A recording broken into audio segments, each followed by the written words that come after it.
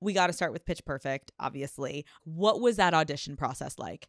Well, I think that the most interesting piece, or the piece that has certainly followed me around, is when I auditioned, they needed you to just like prove that you could sing. And I was like, well, I know how to do this thing. There's a cup and there's this song and I could do that. So it was just because I was like, well, where else am I going to do it? Because I was like lame enough and dorky enough to have bothered like learning this thing.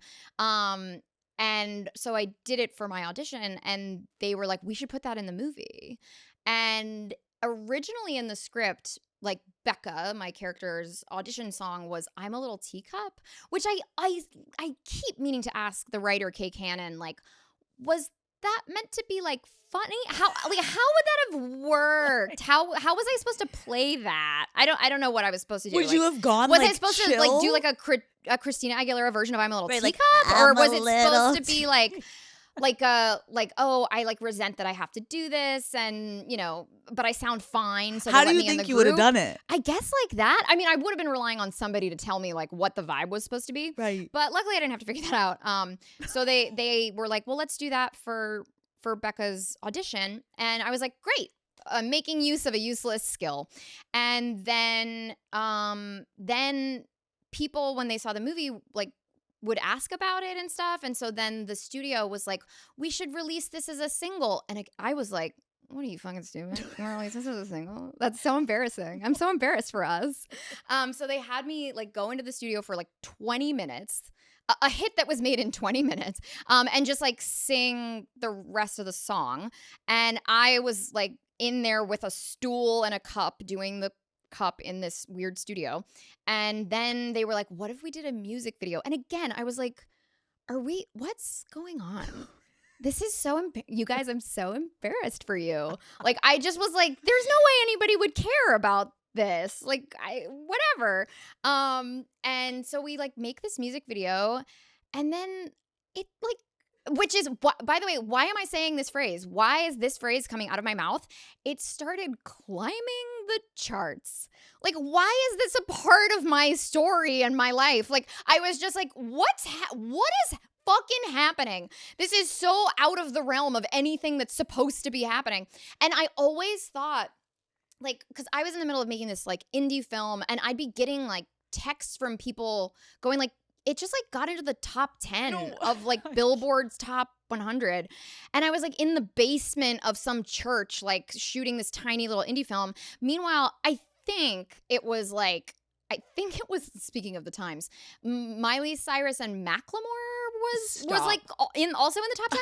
And so I always just think like, they must have been like, what the fuck is this shit? Literally, who is this girl? What is this? How dare you? I'm out here like busting my ass on Good Morning America, putting on a live performance, and this like freak show, whatever this fucking is in the top 10? How dare I? What on earth? Anna. I would hate me. I would hate me.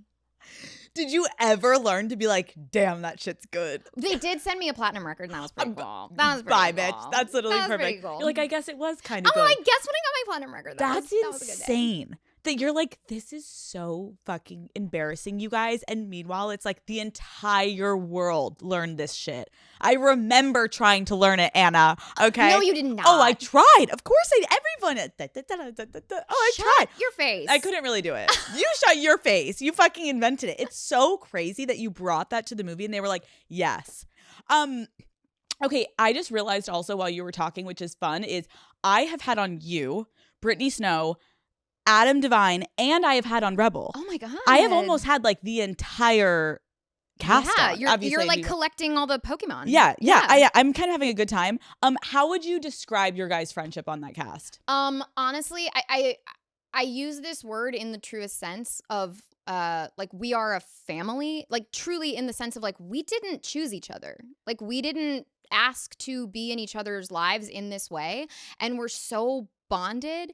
And it does feel, there's something really, not to be lame, there's something really magic about it, because so often like you'll do a big job and they'll be like, one or two people maybe that you keep in touch with, and they're the people that are like the most similar to you. And we're all really, really different. And after like 3 movies, you're like, I think this is like a not getting rid of each other kind of situation. I think the entire world is happy it's a not getting rid of each other situation. And also, I think that I'm very avoidant. So like actually like cracking that shell and like being in my life, Right. like it takes some persistence. That's a big deal. So like Brittany's always joking that she's like, well, your phone is all white or whatever, the the blue text. Yeah, blah, blah, blah, you yeah. get it. Yeah. Because she's like always texting me and just being like, I know you're not gonna reply, Stop. but I think that I'm kind of like certainly the curmudgeon of the group, but it is like almost like everybody has a role. Yeah. And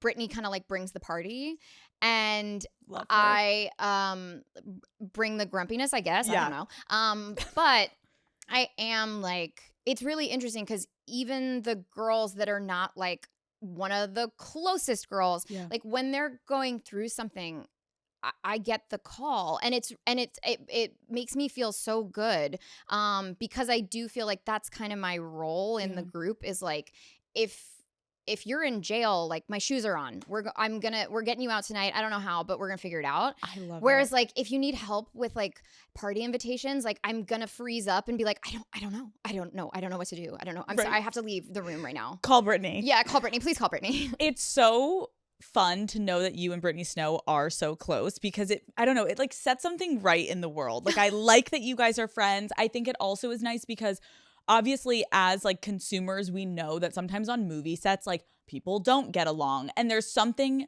oddly satisfying about how amazing those movies are, and knowing you guys are so close, like it's just a fun thing for fans. It makes me really happy. I saw some of the girls from the movie, the original The Craft, having dinner once, and I was like, you guys are friends in real life. Like it makes you happy. Oh my God. It made me so fucking happy. So I would be like, what? Oh, I wouldn't think anyone would like care. We care. But seeing the Craft girls, I was like, this is so beautiful. So This now you means get so it. much to me. Hi, Daddy Gang. Thank you so much for watching this video. Keep in mind, that was just a little clip from the episode. If you want to watch the entire full video episode, it is linked below. It's the first thing in the description. Go watch it. It's a great episode. Love you all. I will see you next Wednesday.